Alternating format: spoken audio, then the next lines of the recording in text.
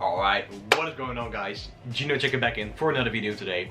And I'm pretty excited to announce that I'm going to be starting a new series, or at least make it more official. I've been noticing that I've been slacking in the vlogging game as of late, and I contribute that a lot to the fact that I didn't really make it official as a series. I told you guys that I was going to be taking you all along my off-season / lean bulking season journey, but I've been hella inconsistent with filming. I've been making content, but I wasn't really taking you guys along my gym sessions and my daily life, so I really like to do that, but I wasn't sticking myself to that whole process. So I'm announcing that as of now I'm going to be starting a new lean gaining series. I want to take you guys along more of the journey of what I'm doing specifically to grow my weak points and to get a little bit bigger in general in terms of my muscle mass, in order to present a better package to whenever I'm going to be shredding again, or to the stage whenever that time may be. So let's just start off with a couple of quick updates regarding my gym progression and other various things that have been going on in my life as of the past couple of weeks. So my strength is pretty much back to where it was before I lost it during prep. My bench is back at 120 kilograms, my squat back at 160 kilograms. Romanian deadlifts have gone up to 120 kilograms, and the overhead press is pretty much back at 80 kilograms. So those are the numbers that I was at before I started prep. So the RPT lean mass program has been doing its magic as of the past couple of weeks. So if you want to got the program, link is in the description. And I had my deload week last week, so I'm going to be starting a new training cycle of my RPT lean mass program. So I'm taking my new / old, but at the end of the training cycle, 5 rep maxes, put them in my calculator that I have in my Excel spreadsheet. Based on that, it will calculate a estimated 1 rep max, and then my first set will start at 85% of my estimated 1 rep max. Now that is my first set, which will be 3 to 5 reps. Then the second set will be a 10% back down in weight for 5 to 8 reps. And then the third set will be another 10% back down for 8 to 10 reps. And from there on out, I will be using the double progression method, which means that I will be upping the weight on each set individually as I reach the top end of each and every rep range. So I'm actually going to be taking you guys to the gym right now to hit a nice little upper body bench press session. And I'll be explaining more and more on what I'm going to be doing in terms of my progression as for the next couple of coming weeks. I've also got some new training gear that I'm pretty freaking excited about as well. The negative thing about it is that I got it during my deload week, so I was pretty much hyped up to get to the gym and do some heavy ass lifting, but I just had to control myself.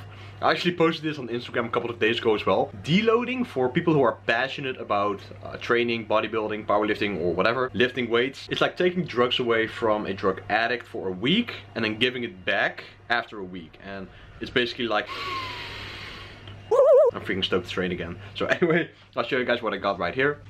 I got these Ray-Ban knee sleeves. Now in case you guys have followed Matt Ogus for the past couple of 5 years or something, you will recognize these knee sleeves, and they fit so well. They give so much support for your knees, and it basically feels like you're cheating because you get such a nice control over your squats, even if you just use them for body weight, since I tested them out with just some regular body weight squats, and I am so freaking stoked to use these tomorrow during my first squatting session of the training cycle. And then I also got some nice performance leggings from Nike. So I'm taking you guys through a bench session today, but honestly, I can't wait to film tomorrow's session, man.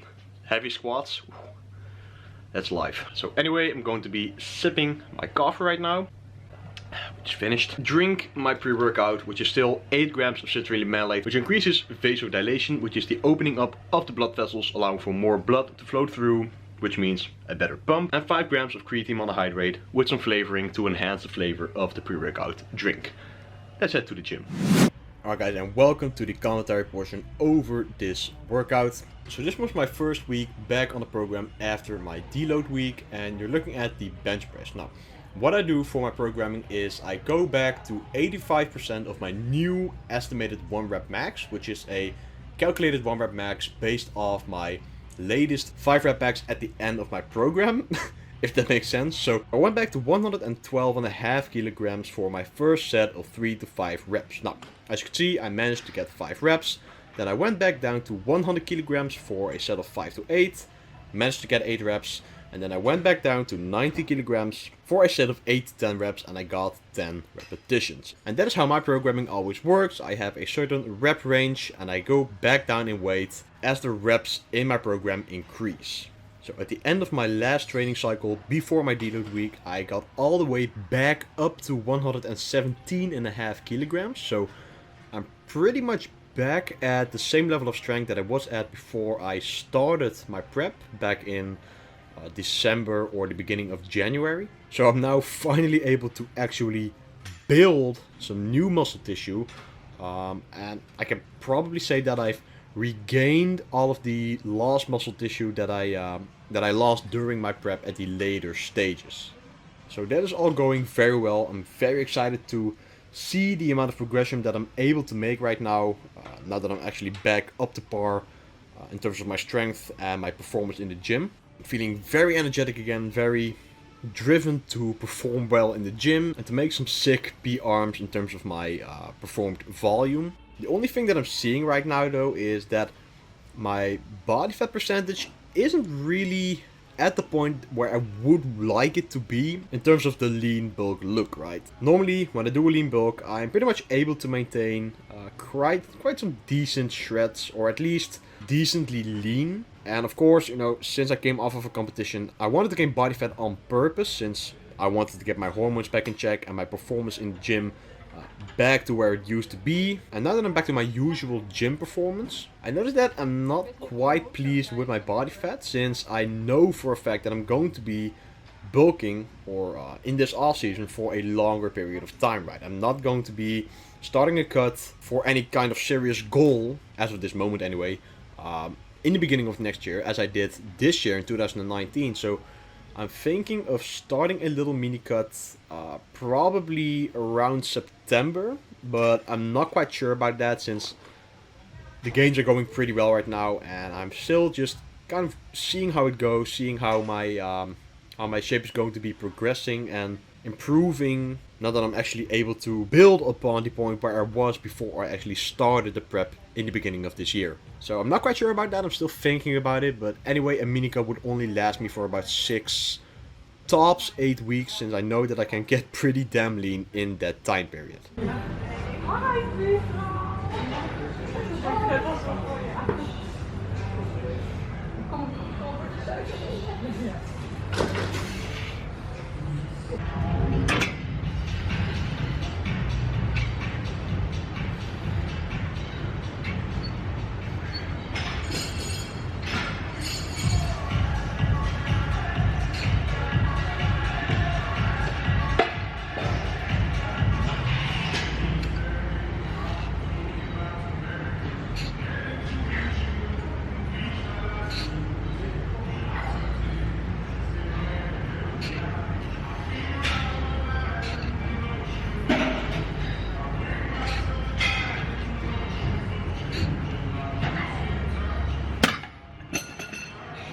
Alright guys, so post-workout meal, I'm going to be cooking, or boiling, sorry, 4 whole eggs, including the yolk. Including some rice cakes that I'm going to be putting the eggs on.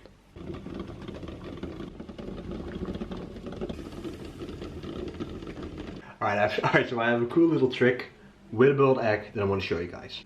You make one small hole in the top of the egg and a bigger hole in the bottom of the egg. And then you blow it out like that.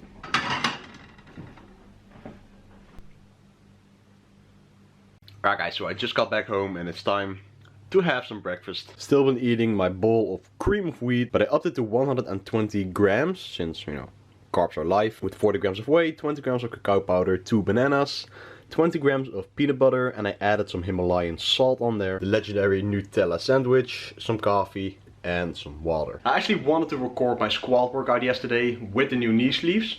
I was so fired up, ready to squat some freaking heavy ass weight, and then I realized I left my SD card in my laptop. Yeah.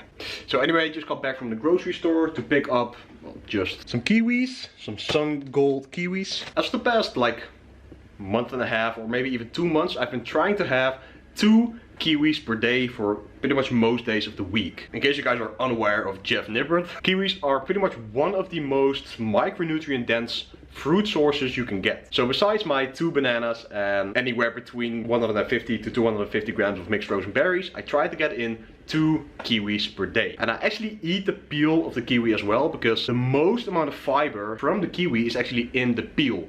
And it doesn't even taste as bad as some of you might think. And I actually posted this on my Instagram like, I believe 2 months ago, when Romy and I were in Croatia, and I hashtagged it with Team Eat the Peel, and so many of you were reposting it, tagging me in your stories, and it's still going on right now. So quick plug, if you're not following me on Instagram, at Gino Brouwers, it's pretty much just that simple. I'm just cooking up 4 eggs right now. I'm going to be having 2 of these delicious ass kiwis. And with that, I decided to treat myself to some Halo Top, 320 calories for the entire tub.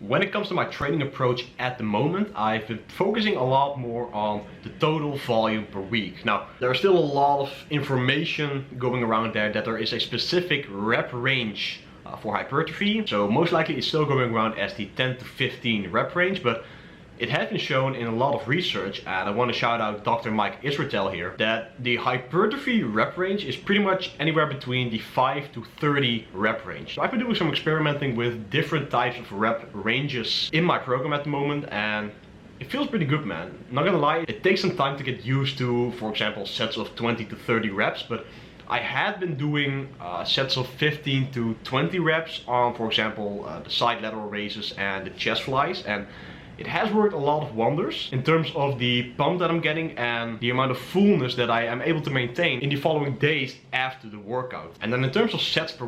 Wait, I have to turn my eggs down because they're cooking way too hard right now.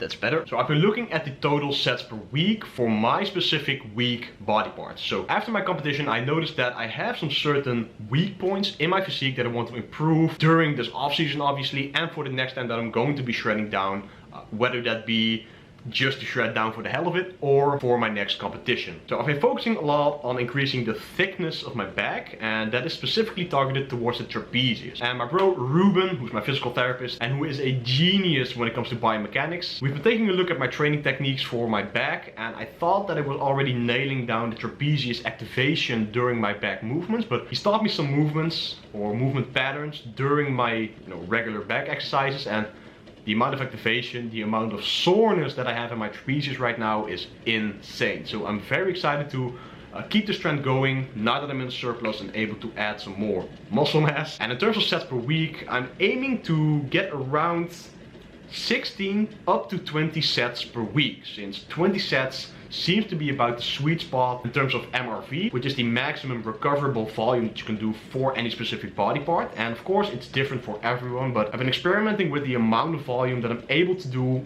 while I can still recover from that amount of volume, and 16 to 20 seems to be about the sweet spot for me personally. And I've also been doing that for my abs. I noticed that I didn't have those thick cut blocky abs when I was competition lean. Don't get me wrong, I still got my abs pretty damn shredded, but I want to get them more 3D, like actual blocks on top of my stomach.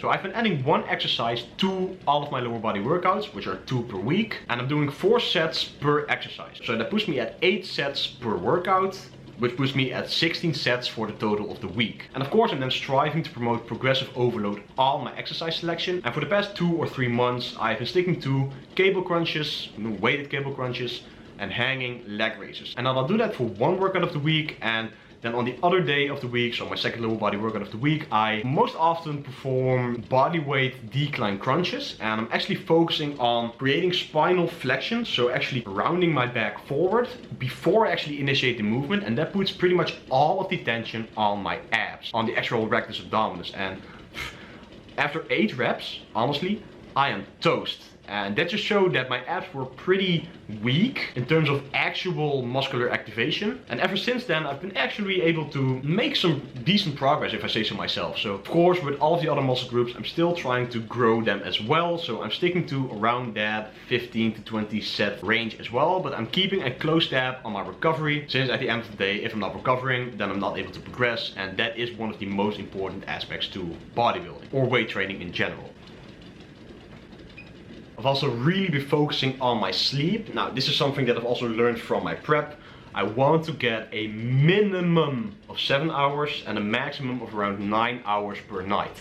And I'm averaging 8 hours per night, but it could be even more.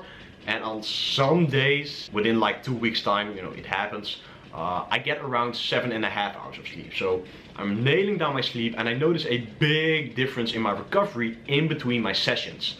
And this just goes to show that some of the things that are not really brought up that often can actually make the biggest difference in your recovery and potentially even your progress when it comes to muscle gain and fat loss. Since rest is pretty much like 70% of the actual potential of results that you're able to get. I've actually posted this on Instagram yesterday as well. So yeah, I stated the best results often come from the most underrated factors. So of course we need to lift and eat properly to see results in either fat loss or muscle gain, because that is the basis. But the gym is only 1 to 2 hours of your day, and you have to take in mind what happens in those other 22 to 23 hours per day. And that is where rest and relaxation plays a gigantic role in your results. For example, if you're sleeping 5 to 6 hours per night, you are shooting yourself in the foot when it comes to progress. We are losing fat and building muscle as we sleep, so you have to nail down your rest time when it comes to, you know, outside of the gym, if you want to make adequate progress, whether that be in muscle gain or fat loss. So nail down your sleep, and when it comes to the rest of the day, it comes down to managing your stress levels. And I've mentioned this on the channel before, when I was doing the devoted series. External stress factors can play a huge role in your recovery and growth and or fat loss. Now, the stress hormone in the human body is called cortisol, and it is pretty much a catabolic hormone. And if we let external factors, whether it be relationship stress, work stress, friend stress, family stress, or any kind of stress that you can imagine from external factors, so not something that's coming from the inside, so for example our workouts or our nutrition or whatever, so actually coming from other factors that we don't have direct control over, if we let that affect us too drastically, we are producing so much cortisol, too much cortisol, which eats away at muscle mass and makes it so that you lose less fat if you're on a cut. So some things to counter this can be performing mindfulness meditation or any kind of meditation that you can imagine. This helps you stay calm throughout the day and cope/deal with these daily stressors way better, so that you don't let it tax you or control your mental state too drastically. And of course then just simply doing some things that you enjoy, whether it be reading a book, playing a video game, doing something with your friends, watching a series on Netflix or whatever, a movie. Those things relax you, they relax the body, and if you're relaxed, you're putting the body in a parasympathetic state. And that is a state where the body is relaxing, recovering, and that is a state that, if you're interested in gaining muscle or losing fat, you need to be in for the majority of the day. And that is pretty tough, since you have to be consciously thinking about relaxing all day, because it's pretty tough to stay relaxed all day. And that is where meditation and relaxation, for example, and sleeping properly, of course, come into play for a huge role. So anyway, those are some things that I've been keeping myself busy with for the past couple of months, and it has worked wonders for my gym performance, for my gym results, and my overall well-being as a person. So I think my eggs are about ready right now, since I'm recording this for 15 minutes, so I think they're overcooked right now. Going to be preparing a nice meal and then head out for a quick little walk, since it's freaking nice weather right here. So I've already taken 3 big bites, but I got 4 eggs right here, boiled eggs that is. 2 slices of bread. I'm going to be eating 2 kiwis alongside my tub of ice cream that is still in the freezer. It is beautiful weather out here in the Netherlands, luckily for once. So I'm actually going to be taking a seat right here and kind of go over the things that I've learned during my competition prep, and which are some of the things that I'm still utilizing during this off season right now in order to get the most out of my progression, which actually have been a couple of things, to be honest. Now, one of the things that I'm definitely glad that I got up to while I was prepping for my competition is listening to podcasts. And that can be in a lot of different genres. One podcast in particular that I'm really excited to listen to every single time they release one is the Revive Stronger podcast. So big shout out to them.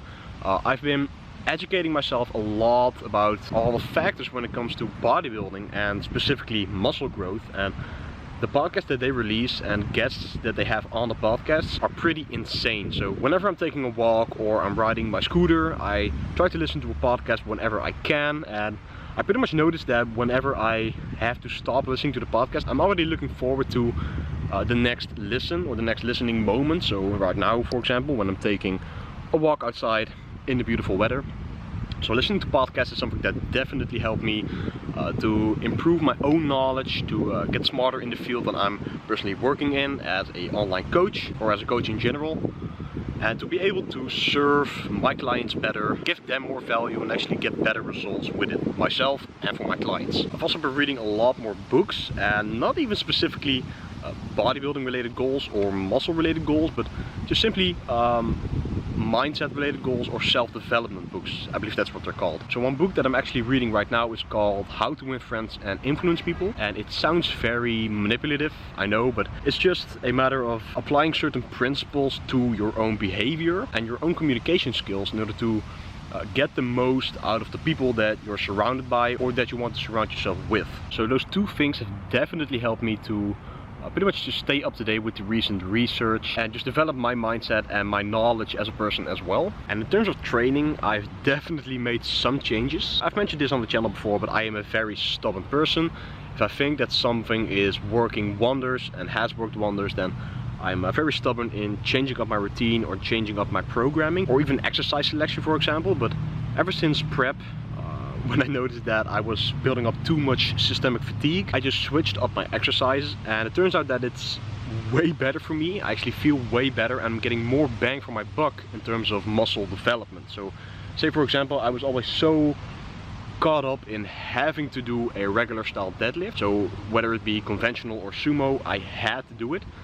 And since my prep, I've started to switch to stiff leg deadlifts and then to Romanian deadlifts, and I've noticed a big difference in the activation in my hamstrings and my glutes ever since I switched to Romanian deadlift. So that's something that I've learned as well during my prep, as well as from the podcast and all the information that I'm taking in. There is no single exercise that you have to do, right? You don't need to do the big 3 or the big 4. There are a lot of exercises that do the same in terms of muscle activation, or most likely even better muscle activation, when it's your goal to gain muscle mass and hypertrophy the muscles. So I'm actually going to wrap up the video here and enjoy the rest of this beautiful ass weather. So that is it for this video, guys. I sincerely hope you all enjoyed. If you did, please be sure to smash the like button because it really helps out the channel grow. Comment down below and subscribe to the channel for so much more content coming really soon. I'm out, guys, and peace out. See you in the next one.